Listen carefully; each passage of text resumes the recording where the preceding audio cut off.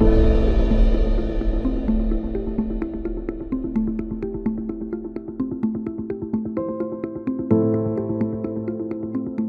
morning, everyone, and welcome to today's event with the Atlantic Council. My name is Jennifer Gordon, and I'm the director of the Atlantic Council's Nuclear Energy Policy Initiative, and I am delighted to be here live in Bucharest, Romania, on the one-year anniversary, or nearly the one-year anniversary, of Russia's illegal and unlawful invasion of Ukraine. And we are here today to talk about the nuclear energy sector in Ukraine and more broadly in the region, and what we can all do as a global effort to support Ukraine in its current efforts and also in its efforts to rebuild. So I'm really delighted to be here and delighted to introduce our panel of speakers. First, we have Mr. Yaroslav Demchenkov, who is the Deputy Minister of Energy in the Ministry of Energy in Ukraine. We have Ms. Alicia Duncan, the Deputy Assistant Secretary for International Nuclear Energy Policy and Cooperation at the United States Department of Energy, and Dr. Elena Popescu, who is the Director at the Ministry of Energy in Romania. So, Mr. Demchenkov, I would like to start with you as we look at the last year that's occurred, because again, we're nearly at this one-year anniversary of Russia's unprovoked and illegal invasion of Ukraine. And our goal today is to really address how Ukraine's nuclear energy sector has fared under attack and how the international community can come together in helping to rebuild. So please, if you will, please start by saying a few words about the state of energy and specifically the state of nuclear energy in Ukraine over the last year. Good morning. It's an honor to be with all of you today. We are just a couple days away from the one-year mark of Russia's full-scale invasion of Ukraine. And just yesterday, President Biden of the US visited Ukraine, same as many other statesmen and heads of state before him. And having a show of solidarity such as this is really crucial. And with support like this, there is no doubt we will win this war.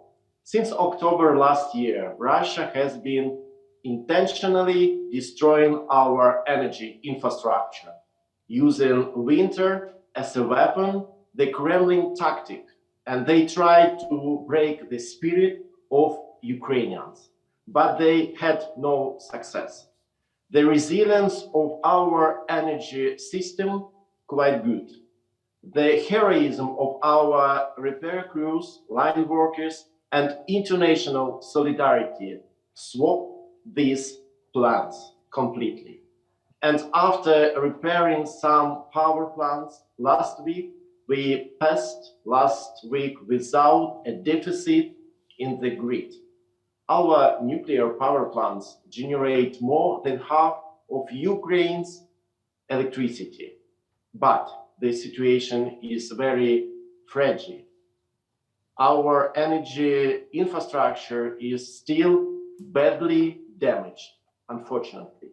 And we ask for the support of the international community, companies, to help restore the damaged facilities. And this is really important.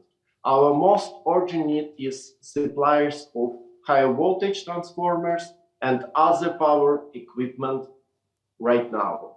And Russia continues to target our energy system.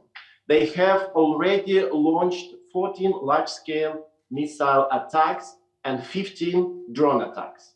In addition, Russian artillery strikes our energy facilities almost every day. And Russia is also using barbaric tactics while they retreat from our territories. They blow up our energy infrastructure and place landmines. That's what happened in Kherson. And today, more than 10 gigawatts of our generating capacity is located in the occupied territories. This includes thermal and hydro generation, most wind and solar power plants, and we also have the Zaporizhia NPP largest in Europe with 6 gigawatt of capacity, it's still occupied.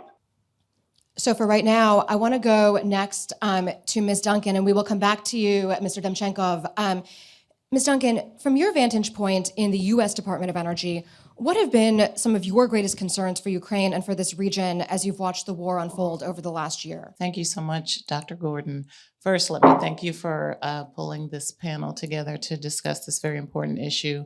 And Deputy Minister, as always, it is a pleasure and honor to speak with you today.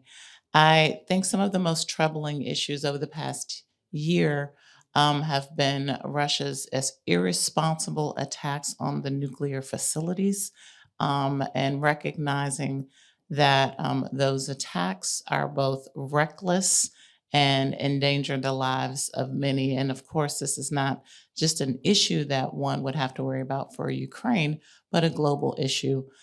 Two, I think the treatment of the people who work in the plants, specifically in Zaporizhia, and the conditions forced upon them are also troubling. It's also been of great concern that still Russia continues in this senseless attack a year later, continuing to damage much needed infrastructure and the effect and impact that this has seen on Ukraine and the region, and as well as the impact that they have used energy as a weapon. It's simply unacceptable, and therefore have been very concerned that these things have been allowed to continue. Thank you so much, Ms. Duncan. And absolutely, I think this weaponization of energy, just as Mr. Demchenkov mentioned, the weaponization of winter, I mean, I think these are absolutely crucial issues. And Dr. Popescu, I want to go to you and ask, as Ukraine's neighbor, how has Romania been able to support Ukraine's nuclear energy sector over the last year? So thank you for this question, because for Romania, it's even harder being a neighbor country for Ukraine. Romanian government strongly condemns the aggression of Russian military against Ukraine, and especially against the nuclear fleet in Ukraine. So the nuclear sector in Ukraine, it's in a critical situation, both from the repeated damaging on infrastructure and also by directed attack on nuclear facilities. So from this point of view, we really applaud the Ukrainian personnel that with a great effort maintain the high standard, safety standard and security to nuclear facilities. So as a neighbor country, Romania reacted from the beginning of the war. Starting with a few other member states like such as Lithuania, Latvia, Poland and Slovenia pleaded to European Commission to take the stance and leadership to ensure energy security of nuclear installations. Also we work together with the European Commission and member states to assist, to accord, to support Ukraine by in a common effort with other member states, but also individual with some radiation monitoring equipment and other materials which are very needed in such emergency situation. We work at we have our transport system operator, which is in permanent contact with Ukrainian TCOs, and they work day and night to maintain the stability of the grid in the region. This is crucial, and in this context, we also appreciate the U.S. support, constant support to look to this region, which it's now in a very difficult situation, and will remain vulnerable for some times. So, as a neighbor neighbor country, yes, we are interested in working with Ukraine to reestablish the stability and make our systems work properly. Together with the European Commission, member states, and under EAI efforts to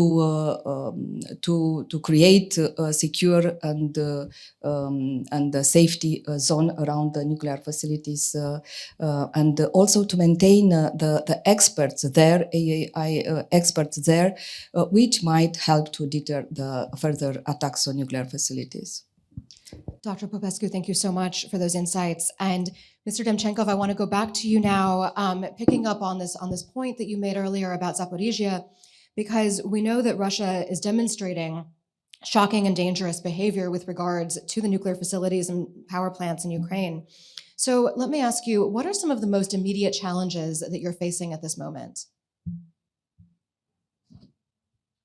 Indeed, the situation is very, very bad. Russian troops repeatedly hit the station with artillery. They torched and continue to torch plant staff.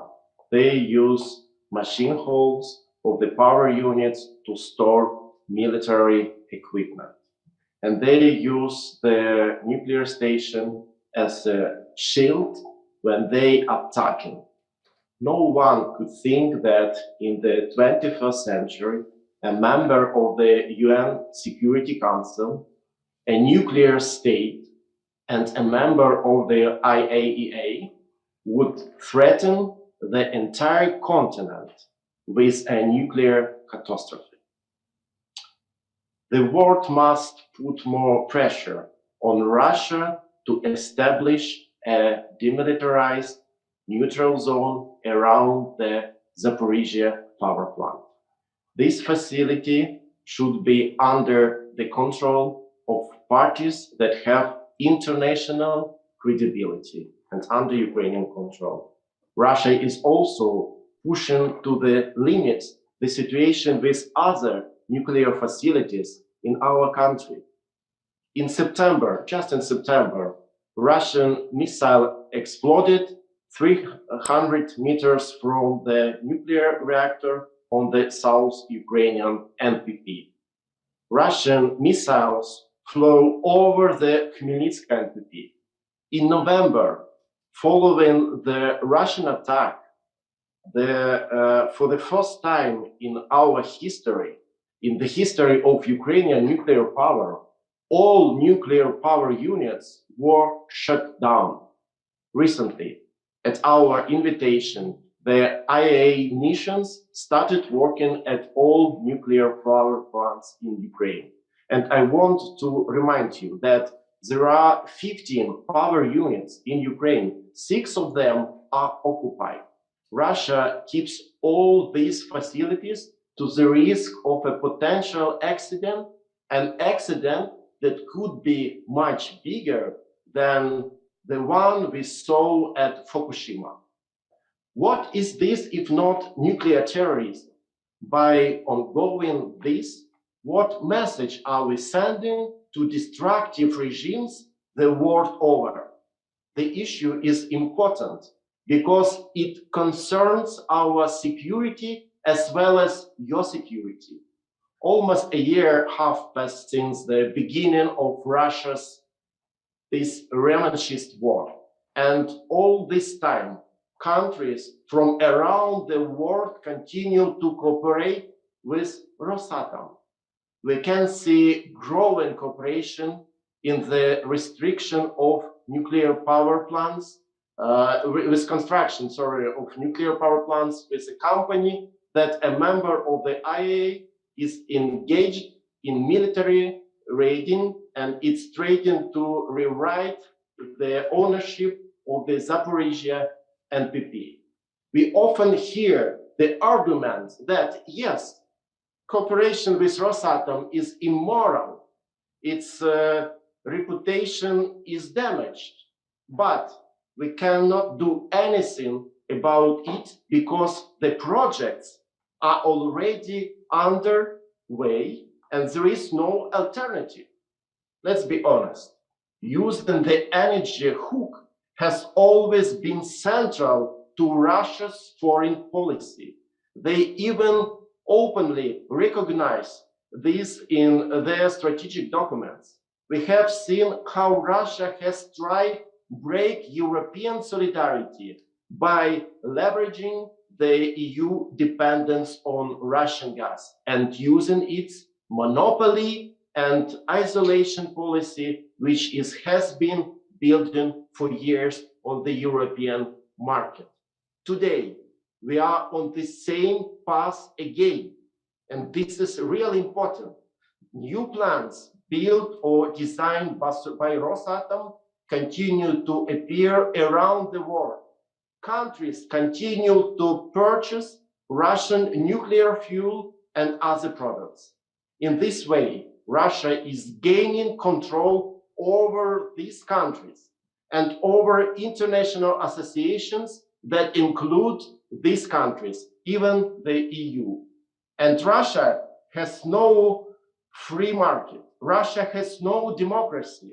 The Kremlin influence absolutely all spheres of this in this country. And this means that it is only a matter of time before Russia use the nuclear leverage. But it has against you. We understand that this is a complex issue, but it is essential for our country, for our energy security, to remove Russia from the nuclear energy cycle, including sanctions. Introducing sanctions with a transition period is an absolutely effective formula. At the same time, for countries that are just starting their construction project with new power plants with Russia, they will be this will be really a right signal that it is time to find another partners for these countries, for these projects. As far as Russia's nuclear terrorist, time is not on our side. We have to act now and to stop doing business as usual with Rosatom. Mr. Demchenkov, thank you so much for such a comprehensive answer and for, I think, really going through a great number of policy options for both governments around the world and also industry to use, as leverage against Russia at this moment. And Ms. Duncan, I want to go to you and ask, in looking at, at this range of policy options, at Ukraine's immediate needs, what can the United States do from your perspective, and which of these levers do you think that we can influence? Well, certainly, I think that the deputy minister has discussed the most potent and important. I think that more immediate as well as ongoing, to make sure that the plants remain safe, that there is not a nuclear accident, and that we make sure that all that is needed to include the fuel and consumables and technical support and reach back, that we continue to provide that. The deputy minister have been involved in many of the policy conversations that we've had on multilateral levels through the Partnership for Transatlantic Energy, Climate, and Cooperation and other fora. They show up in person to have these important conversations, both bilaterally and multilaterally. And I think that the actions that need to be taken are well under consideration, and we'll continue to work in partnership directly with the Ukrainians and all of those in Central and Eastern Europe. As the deputy minister mentioned, this is of global concern. And I think part of what the United States has been helpful in is making sure that all of the like-minded countries are working together to be supportive, and not only looking at the immediate, but looking at the long term, because this is something that we need to make sure that the Ukrainians are able to not only get through, but come out on the other side through reconstruction. And so we are looking at the full suite of those policies that can help support both the short-term and long-term reconstruction. Ms. Duncan, thank you so much for those insights. And, I think when we look at the broader region and look at those long-term policy options, I'd like to go to you again, Dr. Popescu, because Romania is in the process of expanding its own nuclear energy sector. And could you talk a little bit about your domestic efforts? Yes, but first of all, I would go back to what Deputy Minister said and about what Russia did to nuclear facilities, and is unbelievable how nuclear supplier. Russia is supplier of technology, is supplier of nuclear fuel, and it's supposed to be a responsible state which as a provider of technology. So this is incredible. It's understandable by nuclear experts, by the people from the energy policies. But going back to your question, yes, indeed, Romania has an ambitious program in nuclear energy because of the need to meet the decarbonization target and maintain energy security. And because energy security, being at the border of the European eastern of Europe, it's being an invulnerable area. Energy security is a priority. We have been always said when we spoke during the last years about in our energy policy that energy security here it's a vulnerable area. It's not only because of the war in Ukraine that is now going on, but has been always. We felt this, all the countries in this region felt this. So in order to meet the decarbonization targets that has been established at the European level and maintain the energy security, nuclear energy, it's an option. It's a real option. So indeed, we have ambitious program. We want to refurbishment. We have at least 3 important directions for development in the next years. One is refurbishment of Unit 1, which is an urgent because in 2027 it has to start the working in Unit 1, which is very important to be in place in 2029 in a very short. This will ensure another 30 years of operation with a small amount of cost. Yeah. Then it's units. There's a project units 3 and 4, which is an old projects delayed. I would say not old because technology will be at the highest level, but it would be very useful today if it would have been in place. Yeah. There are efforts and under the partnership and the agreement in the intergovernmental agreement with the US, we hope that this project will be launched and finished on time and on budget. And then it's a we are looking to the new technologies, nuclear technologies, SMR technologies. We are working with New Scale to deploy the first SMR in the region and in Europe, and under also this partnership with United States. And we are very keen to start working. The work is in progress, and we hope that we keep the schedule and to deliver such SMR, first SMR in 2029.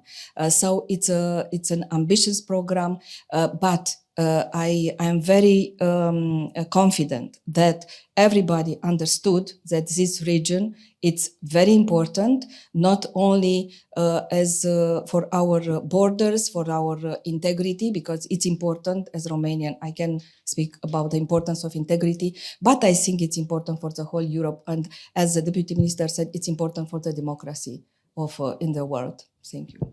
And let's go, Ms. Duncan. Let's go to you. Just a moment ago, you talked about like-minded countries as well, and kind of, I think, expanding that suite, of countries who all work together. So could you share with us what more should and could the United States be doing to strengthen our own nuclear energy sector and help outcompete Russia in the global market, again, through working with our friends, allies, and like-minded countries? Certainly. What a great question. Just thinking about making sure that the projects that we're demonstrating in the United States with those advanced reactor technologies and those companies that need to deploy technology within this decade, that they are supported and that they meet their times, their deadlines and schedules. I think that when we think about exports from the U.S., that it's a cycle, and it has to be full cycle, because we can't just focus on the domestic deployment. It also feeds into the exports, and the exports again nurture the domestic deployment. And so therefore they're both necessary. As you are aware, that there have been many policies going back a few years that started to really focus on supporting nuclear deployment, and therefore continue with the most recent of the Inflation Reduction Act. And so we've really looked at how we may spur and stir business and development and support these companies as they look to deploy. And when I look out in exports and specifically focused on Central and Eastern Europe, as the Deputy Minister mentioned, those countries that are still in business with Russia, they need to have a holistic solution. Of course, the United States would like to support that, and we've started having conversations with new interest and been continuing to nourish those relationships that we've had. We recognize that there will be many needs, amongst them fuel for these reactors, and we're making sure that we are really focused on a solution for that, and our U.S. companies are working diligently to be able to meet those needs as well. I think when we look at the suite of services that our U.S. companies can contribute to this, they are vast and wide, and therefore present a holistic option as a partner. But it's not just the United States. We've looked at our friends with Canada, the UK, France, Japan, and others, because we really know that with all that needs to be done, this is really going to be a global effort. And so we just want to be part of supporting that partnership and making sure that we can move forward in supporting the Ukraine and its reconstruction, and all of those countries in Central and Eastern Europe with their independence. Ms. Duncan, thank you so much. And now I'd like to go back to Mr. Demchenkov and ask you again, for what the international community can do, how can we support you? So we hope for the leadership of the United States and for sure EU in global nuclear energy security. First, this requires sanctions against Russian nuclear sector. And second, we need to strengthen cooperation between countries to replace Russian nuclear technologies. And this is important. Even before this war started, we had completely switched away from Russian nuclear fuel in Ukraine. And now we are working on new technologies together with Westinghouse and others, and this is our way. We urge other countries to find a new supplier or establish their own production. Of course, this will require the support of those countries that have a developed nuclear sector and can enrich uranium. The United States can become a leader in this process. And dear colleagues, Ukraine is also working on updating the energy strategy, even during this war. This strategy focuses on clear energy and achieving climate goals. And the main sources of energy in Ukraine will be renewable and nuclear generation. And we are preparing for building new nuclear power units. And we also plan to launch pilot projects of small model reactors. We are already talking to international companies, including in the United States. Ukraine aims to become a hub of sustainable and affordable energy for Europe. And we are counting on your support and support of all international partners and the involvement of your companies and countries in this process as Ukraine rebuilds. Thank you so much, Mr. Demchenkov. And I want to go, back to the region, both in terms of regional economies and also regional nuclear countries that have nuclear energy programs. And finally, ask you, Dr. Popescu, could you tell us more about regional cooperation, the potential for regional cooperation in support of Ukraine and its nuclear energy sector? Yes, there have been, yes, Romania it's part of Euratom, so there have been efforts to build on capabilities and capacities on prevention, detection, and rapid reaction to security threats. And I think we can expand this work and this experience to international level by ways to coordinate with the PTEC countries. Ironically, I would say that we have we learned some lessons from this war for our nuclear installations. So first of all, I think don't rely on don't make partnerships with unreliable partners. Dependency has to be maintained at the eliminated by or maintained at the critical level, minimum critical level, which is established by each countries. And then regulators, I think they learn a lot from this what happened in Ukraine nuclear installations, and maybe they will improve the safety criteria on that. Romania being in a neighbor and taking its role as a stability factor in the region, of course, it's interested and it's working with Ukraine and also with the Republic of Moldova to ensure the security at this region and the Black Sea. This is a very important path. We are working in this trilateral, but also between the European Union and Ukraine. And there is a memorandum of understanding between Europe and European Union and Ukraine. And we consider the Ukraine development that the Deputy Minister spoke on nuclear and renewables, and we had a contribution to that memorandum of understanding.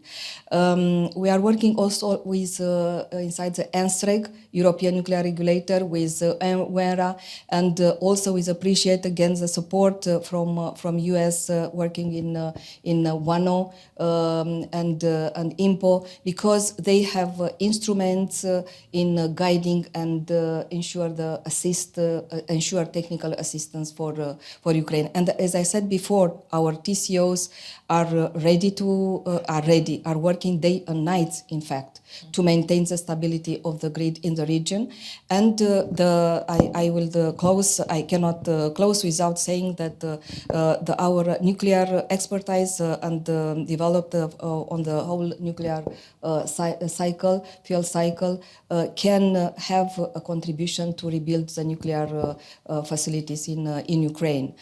So we are very much engaged in this process, and we will be, and thank you for the support of the United States to be with us in this effort.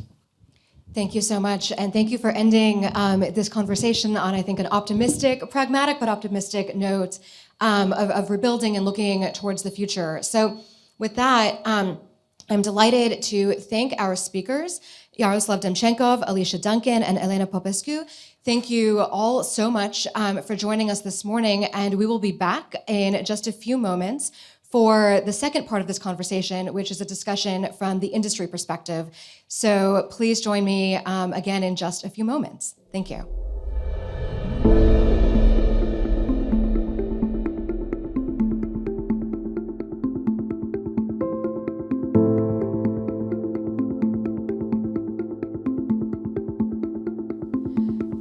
Welcome back to our program, everyone. Again, I'm Jennifer Gordon, and I'm the director of the Atlantic Council's Nuclear Energy Policy Initiative. And we're here talking about Ukraine's nuclear energy sector, again, on the eve of the one-year anniversary of Russia's invasion of Ukraine.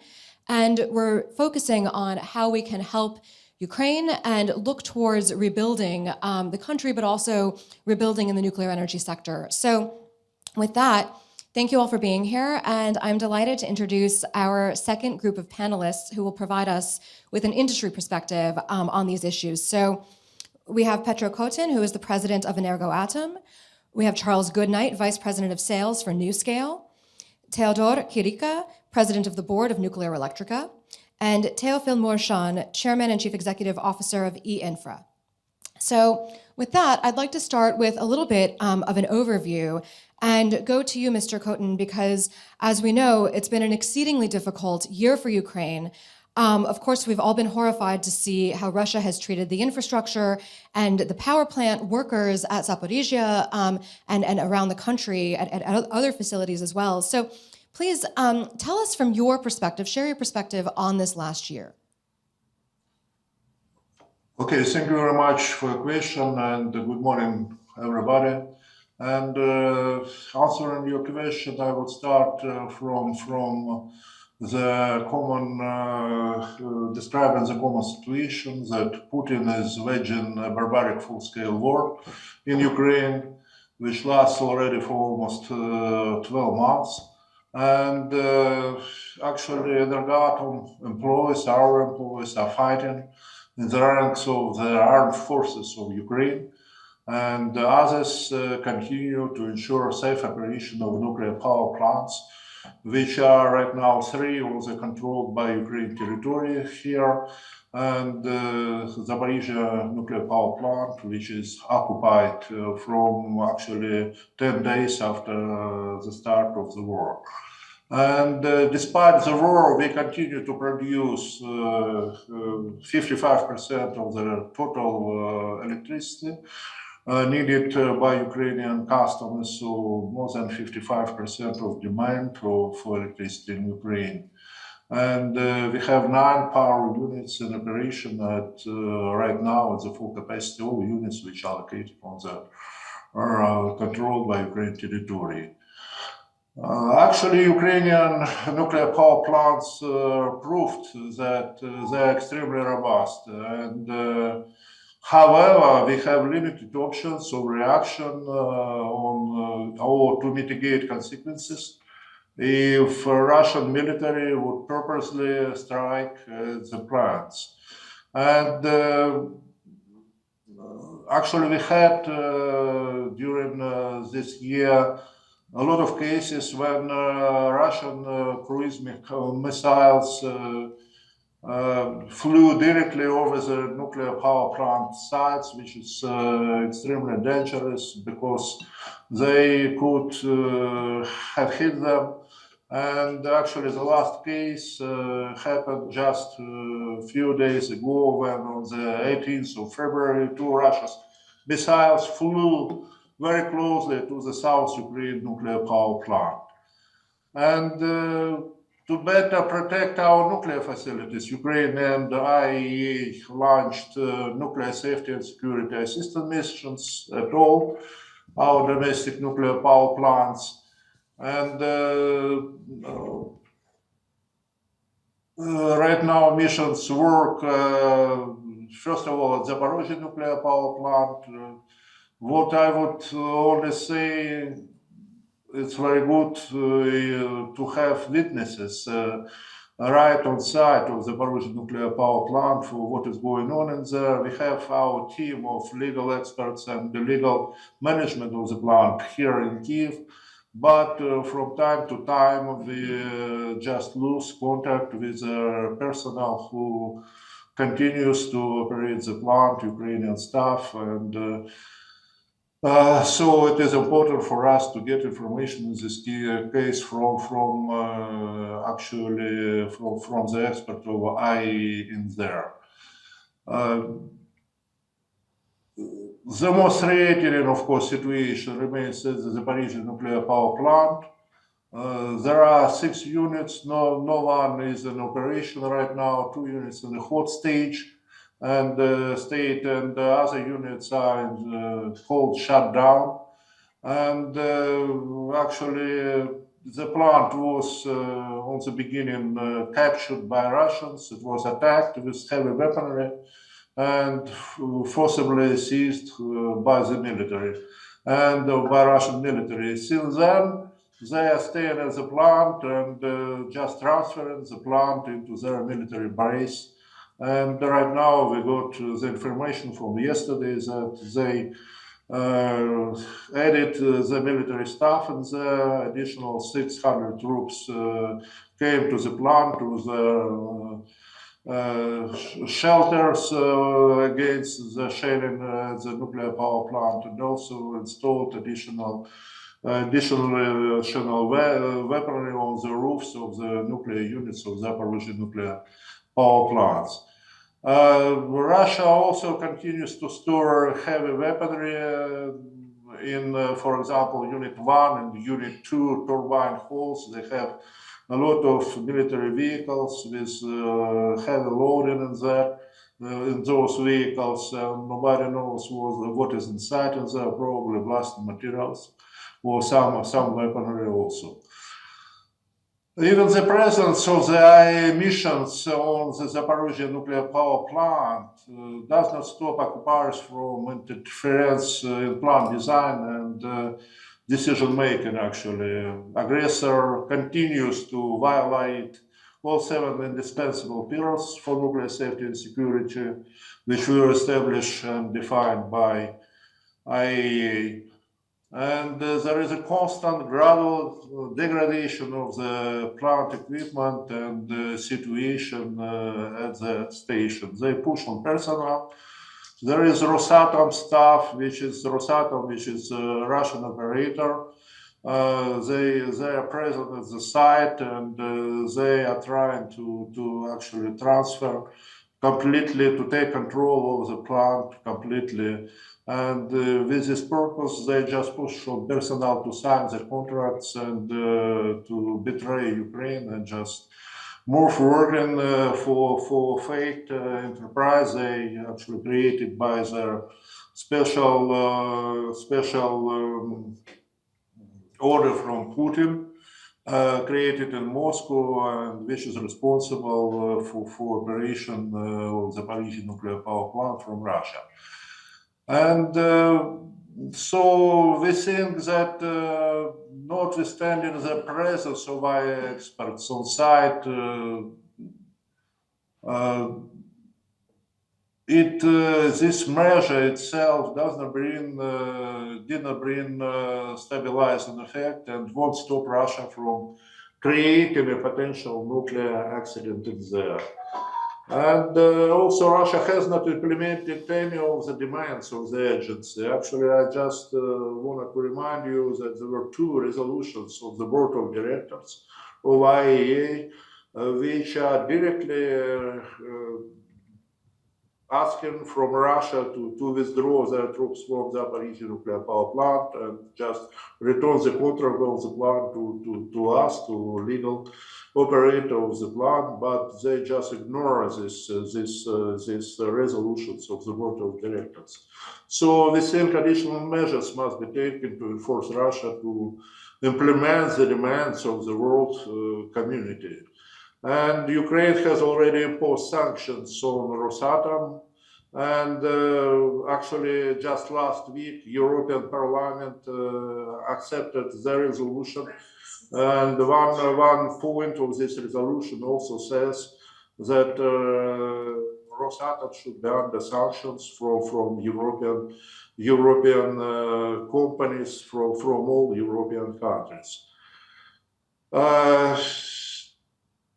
Several important milestones in the development of the nuclear power in Ukraine. This is, I would like just optimistically to finish the answer to this question. First, we completely refused from all Russian supplies for our nuclear power plants, including nuclear fuel. And we made agreement with Westinghouse company to supply its nuclear fuel to the entire operating fleet of Energoatom. And we're also planning to create our own nuclear fuel fabrication facility based on the technology of Westinghouse. And second, we agreed with Westinghouse to build 9 units in Ukraine, new units based on the technology of AP1000. And we have already started with construction of 2 units at our site at Khmelnytskyi nuclear power plant. The third, we expedited our activities on potential deployment of small modular reactors in Ukraine. Right now, we are working on choosing the sites and also just making a concept. And also, we have already agreements, memorandums with different producers of such technology. I would just mention NewScale, Holtec International, ARC technology, and Rolls-Royce, for example, and others. And so we are looking forward to use these SMR technologies here in Ukraine to renew energy infrastructure here and also maybe replace as one of the application, replace the coal-fired units in Ukraine, which are heavily damaged during this year by Russian shelling and probably would not be able, we would not be able to restore their work. So we are looking for replacement of them with SMR at the moment, when the technology will be ready. Mr. Kotin, thank you. Thank you. I want to make sure we have the ability to get to all of the speakers, and I'd like to go from your perspective on Ukraine to looking at Romania. Dr. Kirika, we mentioned earlier that Romania's nuclear energy industry has, tremendous ambitions, laudable ambitions, and is pursuing really, I think, an all of the above nuclear energy strategy between the traditional, large reactors, and then also, of course, the building of a first-of-a-kind SMR. So could you give us a snapshot, please, of where Nuclear Electrica is right now in its efforts? Okay. Thank you very much for inviting me here and to give me the opportunity to present some achievement of Nuclear Electrica. I start with a short history. In fact, Romania embarked in the nuclear program in '68. And at that time, it was quite a window of opportunity to West because of the political position of Romania against the Russia invasion to Czechoslovakia. And so that it was a delegation of scientists, Romanian scientists, Professor Hulubei, one of an eminent professor, and they met Glenn Seaborg, also one of the top in the United States scientist, the president of U.S. Atomic Energy Commission at the time. And after that, we started, in fact, under the administration of President Nixon, practically there raised the restriction to transferring nuclear technology from West to East. So that we started to embark in this project with Canadians, with heavy water reactors and natural uranium. The reason to choose that technology was technical, economical, but political also. Because at that time, it was quite clear for the leaders on that period of time that we cannot be allowed in the communist commonwealth to import enrichment services from West, but they don't want to take that from East. So the decision was to go to heavy water reactors, and we proved that we can produce the heavy water and we can produce the nuclear fuel. So that is just a short history. Now we implemented successfully in the partnership with Canada, United States, Italy, the 2 heavy water reactors in Chernavod. Now they are covering about 20% of the electricity consumption, and we are representing about 33% of the clean electricity which is produced in Romania. So the contribution, we have a significant contribution in the reduction of emissions. So also I am proud to say that today, after 26 years of nuclear operation in Romania, the units of Chernavod are among the top performers in the world in terms of capacity factor. And also, based on the last peer reviews done by WANO, it was reconfirmed that we have a very solid nuclear safety culture and the principal safety safety first is a must. So what we are planning to expand the nuclear energy, relying on North Atlantic Partnership. So we have the government support. It was mentioned earlier by Elena Popescu, Director General in the Ministry of Energy, regarding the agreement between the government and Nuclear Electrica, the support agreement. And this practically at the level of the government, things are very clear. Now this is a bill in the parliament, it's in discussion in the committee. Up to now, as far as I'm concerned, that all the committees, they were very positive, 100% they were for. They voted for this project. So just quick remembering the projects, we are considering the refurbishment of Cernavoda Units 1, which is an important project. We double the capacity, and the costs are quite, you cannot compare the cost of refurbishment with a new unit. So practically, at the end of the first life of Unit 1, the project is amortized, the investment is amortized, so practically it starts from the zero at a half cost of investment. So that will be maybe one of the cheapest source of electricity in Romania. The completion of Cernavoda 3 and 4 by 2031 will double the production of nuclear electricity. It was announced in Sharm el-Sheikh at the COP conference, the Exim Bank, US Exim Bank interest for the project. They issued 2 letters of interest covering services and scope from the United States. Of course, that there are discussions with Canada, with Italy, with France. Is still this not very clear where are the turbines, because the turbines, initial turbines are General Electric. You know that later on GE bought Alstom, and now practically seems that France, they want to take it back, but I'm sure that the solution will be sorted. And however, the technology, the US technology for the turbines will be also reflected in the future development. And of course, that do not forget the SMR. We have the intention, with the support of our partners, to have the first SMR in Europe, based on the fact that up to now, NuScale technology is the only one which is licensed by not any regulator in the world, by one of the most important regulators in the world, the US NRC. So that we selected the site in partnership with our colleagues from infra, and we started now to prepare the site licensing. So for the time being, the site is preferred site, is not finally defined, because that is the precaution in nuclear is a must. And the first results of the geological investigations is positive.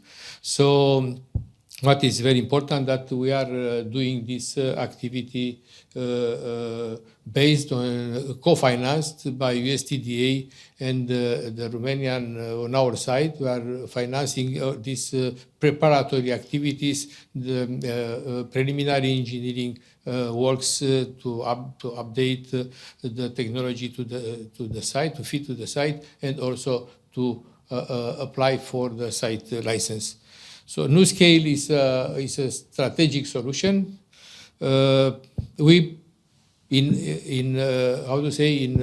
Based on our agreement with our US partners, we expect Romania to become a catalyst promoting the benefits of SMR technology in the region. We expect to be the preferred operator for this, based on our experience and safety culture. An energy security pillar, base of support for production. We have, and I'll develop maybe later, the supply chain that is in Romania, and the hub for preparation and training of future operators and specialists for Romania and for the region. So it is, that it was discussed that an educational simulator will be deployed in Bucharest, in the Polytechnic University of Bucharest, and will start after that support. For sure that initially we'll work with instructor from US, and we start to prepare staff for future operation of new-scale reactors. Thank you so much, Dr. Chirica. And thank you for raising this issue of supply chains. And I'd really like to stay on this question with you, Mr. Goodnight, because obviously NuScale is looking to build globally, but also, of course, in this region. So how are you thinking through supply chain issues? So thanks for the question, and thanks, Jennifer, for the opportunity to be here with our distinguished colleagues here from Romania. Supply chain is really a critical issue for nuclear energy. And one of the things that I think everybody has to keep in mind is that you think of it like a car. If you go buy a brand new automobile, that's great. And for the first period of time, everything runs perfectly. But ultimately, parts have to be replaced. And so the same is true of a nuclear power plant. And so you have to have a supply chain that has to be robust enough, it has to be secure. And one of the big issues that goes along with that as part of supply chain is personnel. So it's not just that you bring in the initial group of people to operate the plant, but as we talk about today, we talk about a 60-year lifetime. And now in the US, we're looking at 80-year lifetimes of power plants that have now been approved. So you're talking about several generations of the expertise that's needed to operate a power plant from a personnel perspective. So when we think about supply chain, we think about the people that are needed, we think about the material and the components that are needed for replacement and for fuel. So all of those pieces are part of that puzzle to begin with. And then as you get into supply chain, you get to security of supply chain issues. And we had a problem with this in the US for a number of years where we were building power plants for decades and then we suddenly stopped. And a number of vendors went out of business because the demand had gone away. And as a consequence, it now became a little more challenging to find suppliers for certain kinds of components. So security of supply is really a critical issue. So as we go forward as a supplier, as NuScale, as one of those major components of a power plant, one of the things we look at is our supply chain. So our ability to produce the nuclear power modules that we will provide as the engines of these nuclear power plants, these SMRs, but also our suppliers that will be part of our supply chain and working with our customers to make sure that they have a robust supply chain. So it gets into some challenging issues because you're talking about lifetimes, right? 60 years, 80 years.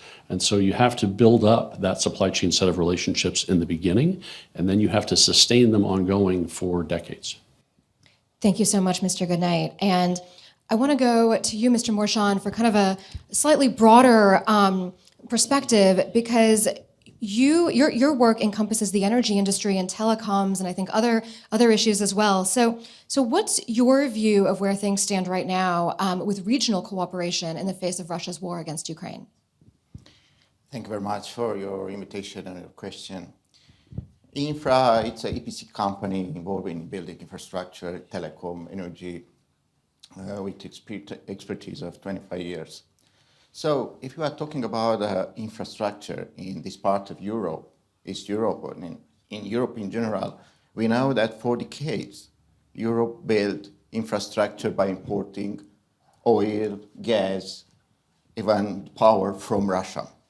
So that infrastructure is oriented from the east to the west in Europe. And now, almost overnight, we have to change this flow of the energy to Europe. Immediately, Europe, in fact, started to look to supply with energy Europe from all the sources around Europe. So that's through the cables, subsea cables from Denmark to Poland, from Africa to Spain. But one of the main important routes could be East, South, and East Europe. Through south of Europe, Russia could be easily bypassed with a part of energy, with the new routes coming from Turkey, Bulgaria, Romania, and supplying Europe with gas and with energy. Romania moved quite fast in this last year, and the state company, the government, found new routes for gas. Transgas immediately used their infrastructure to supply with the gas Europe. The company like Nuclear Electrica and Hydroelectrica started to invest a lot in the new capacities in Romania, in nuclear, in hydro, in offshore wind farm. And we are looking together with the national company Transelectrica for the new routes for the big capacity in high voltage DC power line from the Black Sea to the Europe. The first stage from the Black Sea to Europe, so that can supply Europe with the green energy in general, and interconnect Romania by subsea cable with Georgia, Azerbaijan, and other countries. So Europe, East Europe, Ukraine, Romania need to move fast to build immediately, as soon as possible, modern infrastructure, high capacity infrastructure, so that together with investment in new sources to supply Europe. Thank you so much, and it's so fascinating to hear about these regional interconnections, and also the east to west and south to north, different ways of thinking about how energy and infrastructure can pass.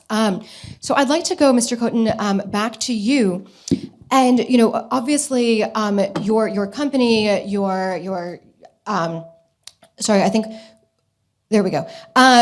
Your company, your country have been under such tremendous duress over the last year. And so I'd really love to hear from you. What can the United States and what can the international community do to provide greater support? Yes, thank you very much for this question. Of course, we learned some lessons from what happened during this year here in Ukraine, and we see the vulnerability of energy infrastructure to military attacks here. Not only nuclear power plants, but actually energy infrastructure and substation, energy substation to which nuclear power plants are connected.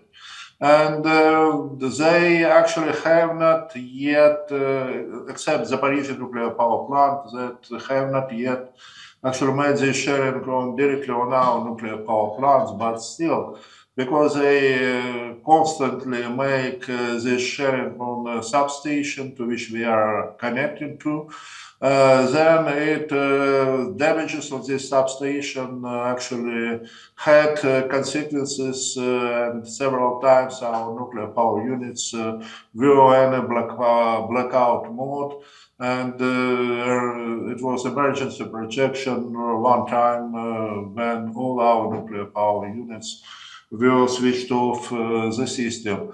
And actually enhanced overall robustness of our energy system and also nuclear power plant. It's not possible without international assistance from our partners, the international partners, actually. And for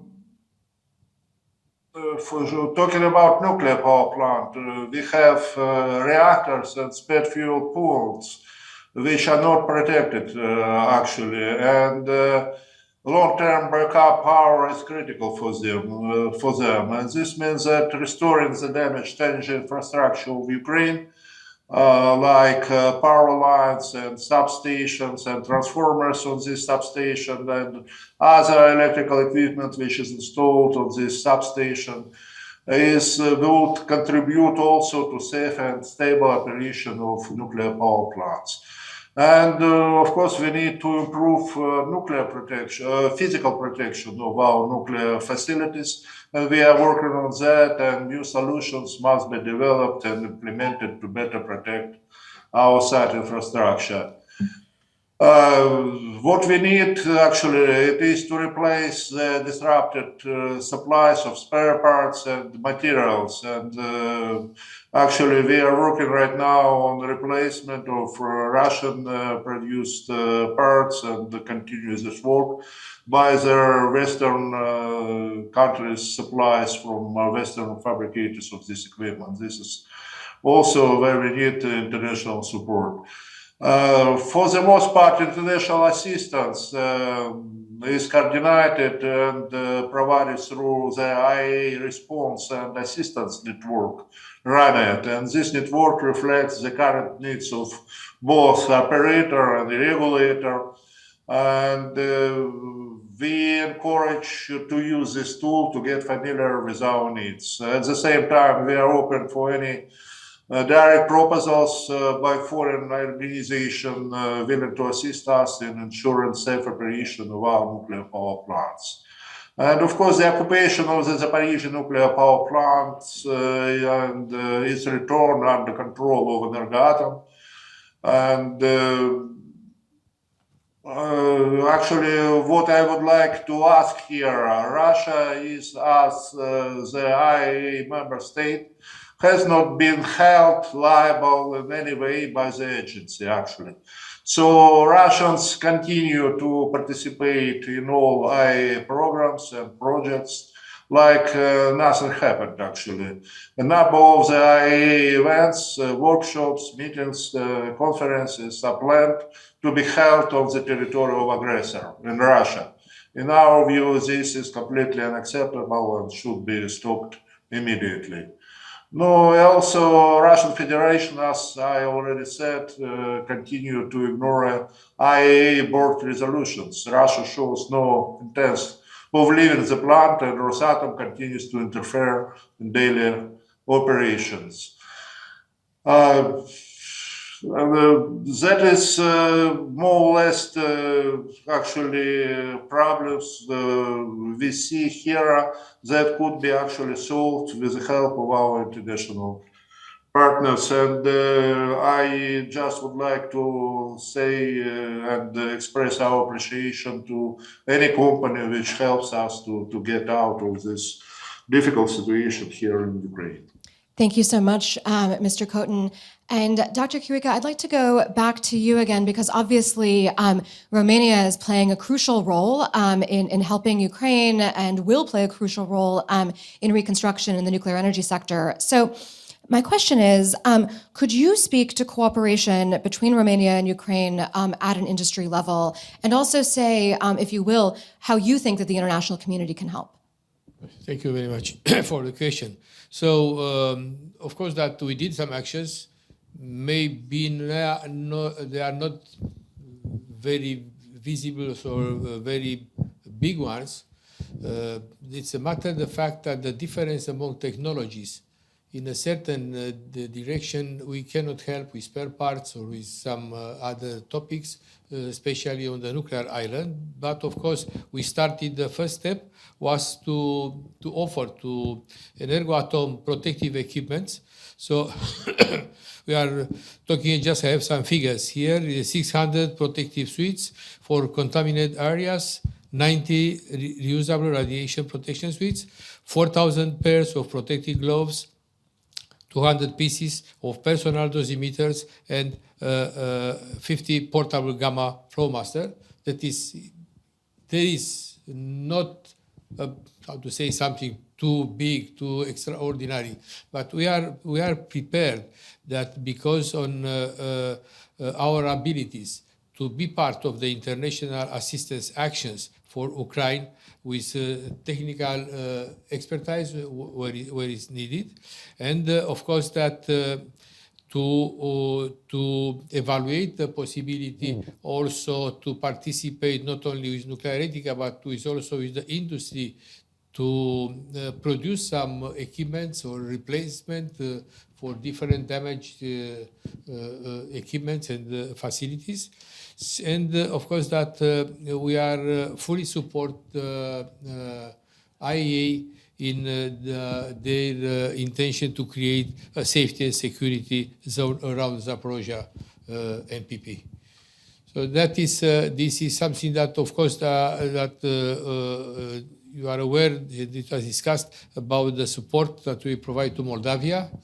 So with the gas, providing gas, so practically they were in a crisis in this direction, and also Nuclearelectrica is delivering a significant amount of electricity to Moldavia to keep the grid in a stable form. Dr. Karika, thank you so much. And Mr. Goodnight, I'd like to go to you because you and I have talked about, thinking through security issues in a region that is experiencing war and instability. And so from an industry perspective, if you could share how you're thinking through those issues, and again, what is the role of the United States and the U.S. industry in helping? Jennifer, thank you. It's a very important question in today's environment. From the industry's perspective, nuclear energy is a really critical part of energy infrastructure. Typically, in many countries in Romania as well as in the US, it makes up as much as a fifth of the national energy supply. And of course, it's a significant component of the carbon-free energy that's produced around the world. And so as you look at that, you say, well, what's the role of nuclear energy and kind of how do we support that? In a national emergency and even in local emergencies, we've seen that nuclear power plants are typically one of the few things still operating, because they're so robustly designed.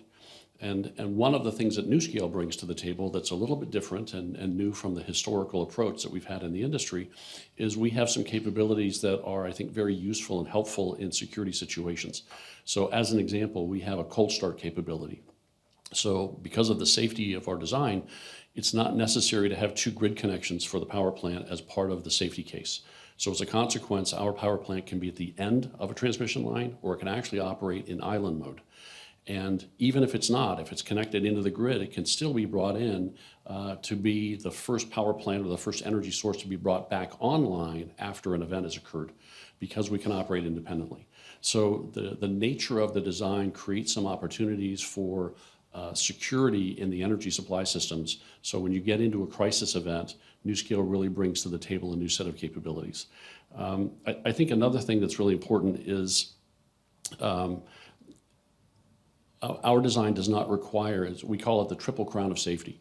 In the event that there is a massive situation that is totally unpredicted, the safety of our design is that it doesn't require extra operator action, it doesn't require extra water, it doesn't require extra outside electricity for the power plant to be safely shut down and cooled for an indefinite period of coping. And so this is also something new to the nuclear power industry. So as you plug this kind of set of capabilities into different environments, it provides for a set of security and stability that we've not had in the past. Nuclear's always been safe. It's something we've talked about from the beginning, but it keeps getting safer, and that's something that we bring to the table. Thank you so much. And Mr. Morshan, if you will leave us, please, with kind of a note of pragmatic optimism, because earlier you spoke about the interconnected nature of the grids and energy systems in this region. So talk to us a little bit about some of the opportunities that provides. Yes, there are a lot of opportunities working in this area during the next years. And one of the opportunity for the companies could be seen here. My company, Infra, 100% private company. It's in a big partnership with Nuclearelectrica, a big state company, NuScale, American company, providing new technology in SMR with other American companies. So it's a good model. I think our model to work together, private company, infrastructure, American company, Romanian company, could be a model for the other countries. So I can invite Ukrainian authorities, Ukrainian companies to look for this, our partnership. And for the country, there are a lot of opportunities. First, to reduce their dependency from Russia, to build modern infrastructure, to work together, to interconnect and create a market, energy market, and to reduce the disruptions, to reduce the volatility of the energy price in the region, and of course to invest in not only in renewables. I'm a big fan of renewables, but we have to have also base load production in the systems. So without nuclear, classic nuclear, I would say, or SMR, will be almost impossible for Europe to replace the dependency from Russia. Thank you so much. And with that, on that, I think, note of optimistic pragmatism or pragmatic optimism, I would like to thank all of our speakers from both this panel session and the previous one. And if you'll please bear with me, there are a number of other people whose work and hard work really went into making this event possible. So first, our speakers, our virtual audience, everyone watching this. I would like to thank the staff from Deputy Minister Demchenkov's office in Ukraine. Thank you to the staff also from Energoatom, Nino Potocka. Thank you to former Ambassador Oleksandr Motzik and colleagues from the Directorate of International Cooperation of Energoatom. Thank you to our friends at NewScale, especially Tracy Brown, Ryan Dean, and Amy Gurr, the entire Nuclear Electrica team, and most especially Anna Burchal, Kozmin Gita, Ludmila Tons, and Octavian Roska. Thank you to the Nosce Group for producing this event, and thank you in the United States to the Department of Energy's Office of Nuclear Energy. And finally, thank you to my Atlantic Council colleagues, Andrea Ratziu, Zachary Tarrant, and Lizzie Bowen. So with that, thank you to everyone, and I look forward to seeing you again soon.